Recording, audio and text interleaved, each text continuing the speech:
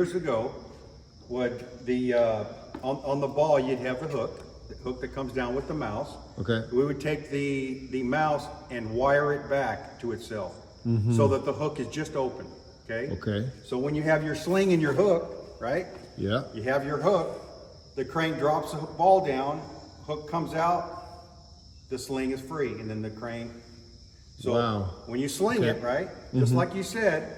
Just like your hook, this is the hook. We come up, right? That's hooked on the crane. Yeah. So we tie the mouse. This is the mouse. Yeah, okay. So we can play it with.